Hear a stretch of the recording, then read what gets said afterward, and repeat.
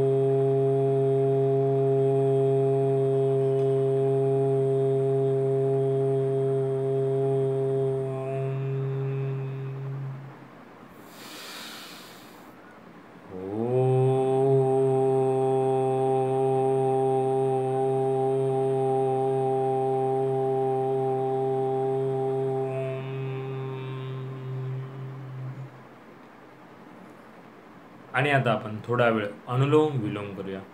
एका नाकपुडीने श्वास आत घेऊन दुसऱ्या नाकपुडीने श्वास सावकाश सोडायचा आहे आणि तिथूनच पुन्हा एकदा श्वास आत घेऊन दुसऱ्या नाकपुडीने श्वास सावकाश सोडायचा आहे. सुरुवात करूया अनुलोम विलोम.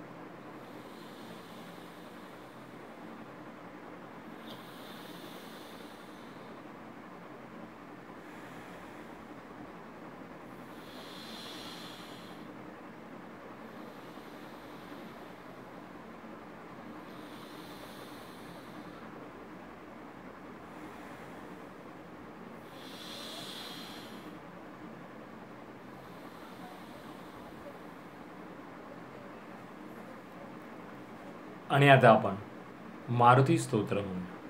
श्री मारुती स्तोत्र. भीमरूपी महारुद्रा वज्र हनुमान मारुती वनारी अंजनी सुदा रामदूता प्रभंजना महाबळी प्राणदाता सकळा उठवी बळे सौख्यकारी दुःखहारी दूत वैष्णव गायका दीनानाथा हरिरूपा सुंदरा जगंदांतरा पाताल देवता हंता भव्य सिंदूरलेपना लोकनाथा जगन्नाथा प्राणनाथा पुरातना पुण्यवंता पुण्यशीला पावना परितोषका ध्वजांगे उचली बाहो आवेशे लोटला पुढे काळाग्नी काळ रुद्राग्नी देखता कापती बहे ब्रह्मांडी मायले नो आवळे दंतपंगती नेत्रांगणी चालिल्या ज्वाळा भृगुडी दाठिल्या बळे पुच्छते मुरडले माता किरटी कुंडले वरी सुवर्णकडी कासोटी घंटा किंकिन नागरा ठकारे पर्वता ऐसा नेटका सडपातळू चपळांग पाहता मोठे महाविद्युल्लते परी कोटीच्या कोटी उड्डाणे झेपावे उत्तरेकडे मंद्रांद्री सारिका द्रोणू क्रोधे उत्पाटीला बळे आणीला मागुती नेला आला गेला मनोगती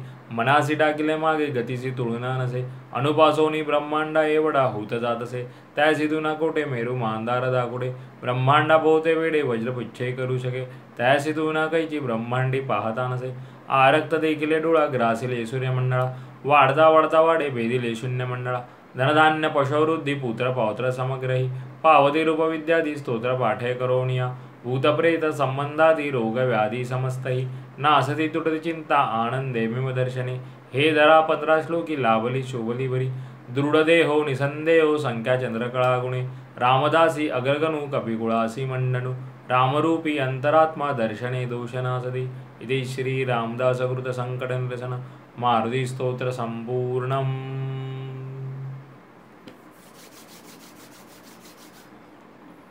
सावकाश डोळे उघडायचे आहेत. मेरा भी मंगल तेरा भी मंगल सबका मंगल होवे रे. मेरा भी मंगल तेरा भी मंगल सबका मंगल होवे रे. मेरा आपकी कृपा से सब काम हो रहा है.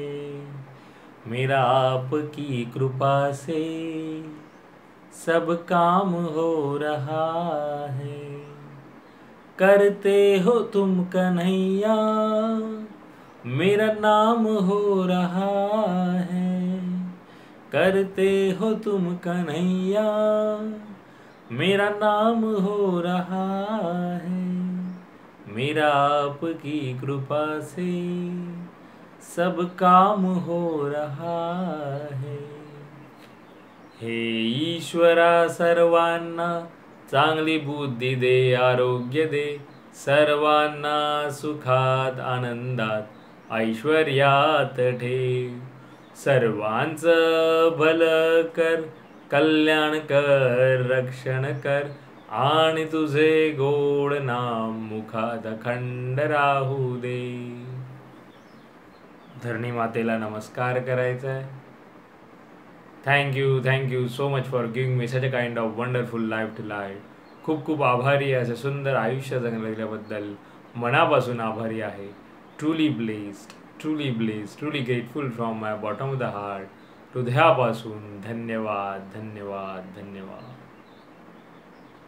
आणि आजचा आपला चिंतनाचा विषय आहे, आपल्या पुढे जी संधी येते ती ओळखायला शिका. येस, प्रत्येक दिवशी काही ना काहीतरी नवीन संधी आपला दरवाजा ठोकावून जाते. आपल्याला ती संधी ओळखता आली पाहिजे आणि ती ग्रॅब करता आली पाहिजे. ती तसा आपल्याला दृष्टिकोन लाभला पाहिजे. त्याच्यासाठी आपल्याला त्याच्यावर काम करायला हवं. आपलं मन, आपलं डोकं हे शांत असायला हवं.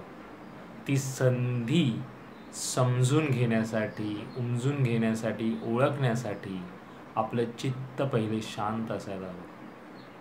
आणि खरंच आहे, ती संधी नेहमी दरवाजा ठोकावून जाते. आपल्याला ती ओळखता येत नसल्यामुळे आपण अपयशी ठरत असतो. काही ना काहीतरी आपल्या गोष्टी होत नसतात. तर म्हणून यावर चिंतन करायचं आहे की आपल्या समोर ज्या संधी येत आहेत त्या आपल्याला ओळखता आल्या पाहिजे. आपली दृष्टी जी आहे तशी प्रगल्भ झाली पाहिजे. तर यावर चिंतन करा.